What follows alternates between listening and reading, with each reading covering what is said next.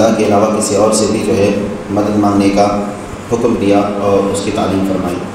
جس طریقے سے قرآن مجید کی آپ نے آیت کریمہ سماعت کی، استعینوا بالصبر والصلاۃ، کہ مدد طلب کرو صبر اور نماز کے ذریعے، اور اسی طریقے سے حضرت ذوالقرنین نے جو اپنی قوم تھی ان قوموں سے جو ہے ان لوگوں سے بھی مدد طلب کی، وَأَعِینُونِی بِقُرَّةٍ، مدد کرو میرے ساتھ اپنی قوت کے ذریعے۔ اور حضرت موسیٰ علیہ السلام نے بھی اپنے بھائی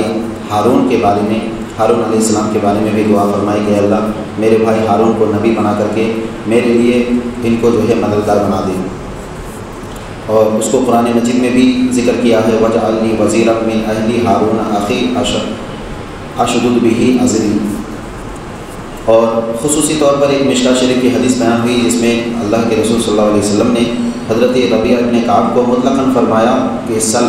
یعنی جو کچھ مانگنا ہو مانگ لو۔ تو اس میں حضرت ربیعہ ابن کعب اسلمی فرماتے ہیں کہ میں نے کہا فقلت اسألک مرافقتک فی الجنہ، یا رسول اللہ میں آپ سے جنت میں آپ کا ساتھ چاہتا ہوں۔ تو حضور علیہ السلام نے یہ نہیں فرمایا کہ تم اللہ کے علاوہ کسی اور سے جنت مانگ لیے یا جنت میں رہنے کے لیے ساتھ مانگ لیے، بلکہ یہ تو اللہ کا کام ہے جنت دینے کا، یہ نہیں فرمایا۔ حضور کا کیا ہے؟ حضور نے جواب میں فرمایا قال أَوَ غَيْرَ ذَلِكَ، اے ربیعہ اس کے علاوہ اور کچھ مانگتے ہو؟ یعنی اس جملے کا مطلب یہ کہ جو تم نے مانگا وہ تو ہے، مگر اس کے علاوہ کچھ اور بھی مانگنا چاہتے ہو تو مانگو۔ تو حضرت ربیعہ فرماتے ہیں کہ میں نے کہا فقلت هو ذلك، میں نے کہا کہ یا رسول اللہ مجھے یہی چاہیے۔ تو حضور صلی اللہ علیہ وسلم نے جواب میں فرمایا قال فأعِنِّی علی نفسک بکثرۃ السجود، کہ تم زیادہ سے زیادہ نوافل پڑھ کر کے میری مدد کرو۔ تو ان سب چیزوں سے مطلقاً ثابت ہے کہ حضرت ربیعہ نے حضور سے جنت مانگی، تو حضور نے یہ نہیں فرمایا کہ تم نے خدا کے سوا مجھ سے جنت مانگی اور تم نے جو ہے شرک کر لیا، بلکہ فرمایا کہ وہ تو منظور ہے، کچھ اور بھی مانگو، اور وہ غیر خدا سے مدد مانگنا ہوا۔ پھر اللہ کے رسول صلی اللہ علیہ وسلم کا کرم دیکھیے کہ حضور صلی اللہ علیہ وسلم نے فرمایا کہ اگنی، یعنی اے ربیعہ تم بھی اس کام میں میری مدد کرو، اور کس طریقے سے زیادہ نوافل پڑھ کر کے۔ تو حضور نے بھی حضرت ربیعہ کو کہا کہ تم میری مدد کرو۔ اس حدیث پاک سے آپ یہ بات سمجھ سکتے ہیں کہ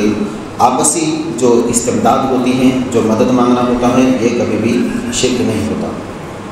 البتہ اب یہاں پر جو خاص بات ہے وہ آپ ضرور اس چیز کو یاد رکھیں کہ کسی بھی غیر اللہ سے، یعنی اللہ کے علاوہ کسی بھی شخص سے اگر اس نیت سے مدد مانگی جائے، جس طریقے سے حضرت شاہ عبدالعزیز دہلوی محدث دہلوی فرماتے ہیں کہ اگر کوئی غیر اللہ سے اس نیت سے مدد مانگے کہ اللہ کی طاقت کے دیے ہوئے بغیر یہ مدد کر سکتا ہے، یعنی بذات خود اس کے اندر یہ پاور ہے کہ یہ مدد کر سکتا ہے، تو اب اس نیت سے مدد مانگنا، چاہے وہ کسی صاحب قبر سے ہو یا چاہے وہ کسی نبی سے ہو یا کسی اور فرد سے ہو، یہ سب حرام ہے۔ اور اس کے متعلق مزید گفتگو ہمارے علماء نے کی ہے، جس طرح سے حضرت امام غزالی فرماتے ہیں کہ جس سے زندگی میں مدد مانگی جاتی ہے اس سے ان کے وفات کے بعد بھی مدد مانگی جا سکتی ہے۔ یعنی بات تو صرف اتنی نہیں کہ مدد مانگنا، مدد تو زندہ لوگوں سے مانگنے میں تو کسی کا اختلاف نہیں ہے، سب لوگ مانتے ہیں کہ ہاں مدد زندہ لوگوں سے مانگا جا سکتا ہے۔ رہی بات کہ جب انتقال ہو جائے تو ان کے مرنے کے بعد ان سے مدد مانگی جا سکتی ہے یا نہیں، تو اس کے بارے میں ہے کہ نبی کی انبیاء کرام کی قبروں سے، انبیاء کرام کے جو ہے نا ذات سے مدد مانگنا ان کے انتقال کے بعد بھی یہ جائز ہے۔ اس میں بھی جو ہے متفق ہیں اور اس میں بھی علماء کرام متحد ہیں۔ البتہ عام قبروں یا عام لوگوں اور اولیاء کرام کی قبروں سے یا ان کے ذات سے جو ہے مدد مانگنا، اس کے متعلق کیا ہے، تو اس کے بارے میں امام غزالی نے فرمایا کہ جس سے زندگی میں مدد مانگی جاتی ہے اس سے ان کی وفات کے بعد بھی مدد مانگی جائے۔ ایک بزرگ نے فرمایا کہ 4 شخصوں کو ہم نے دیکھا کہ وہ قبروں میں بھی وہی عمل کر رہے ہیں جو زندگی میں کرتے ہیں یا اس سے زیادہ کر رہے ہیں، اور ایک جماعت کہتی ہے کہ زندہ کی مدد زیادہ قوی ہے، اور میں کہتا ہوں کہ مردہ کی مدد زیادہ قوی ہے۔ امام غزالی فرماتے ہیں کہ میں جو ہے نا اس طریقے سے 4 لوگوں کو دیکھا، 4 طریقے کے لوگوں کو دیکھا، لیکن ان کا جو یہ کہنا کہ جو زندہ میں مدد کر سکتا ہے وہ مرنے کے بعد نہیں کر سکتا، لیکن امام غزالی نے فرمایا کہ میں نے اکثر یہ چیزیں دیکھی ہے کہ مرنے کے بعد وہ زیادہ مدد کرنے کے قابل ہوتے ہیں اور ان کو طاقت زیادہ مل جاتی ہے۔ اولیاء کی حکومت جہانوں میں ہے، اور یہ نہیں ہے کہ مگر ان کی روحوں کی، کیونکہ ارواح باقی ہیں، یعنی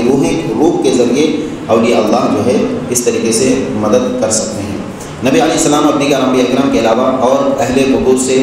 دعا مانگنے کا بہت سے فقہا نے انکار کیا، اور مشائخ صوفیہ اور بعض فقہا نے اس کو ثابت بھی کیا۔ امام شافعی فرماتے ہیں کہ موسیٰ کاظم کی قبر قبولیت دعا کے لیے آزمودہ ترقیہ ہے، اور امام محمد غزالی نے فرمایا کہ جس سے زندگی میں مدد مانگی جا سکتی ہے اس سے بعد وفات بھی مدد مانگی جا سکتی ہے۔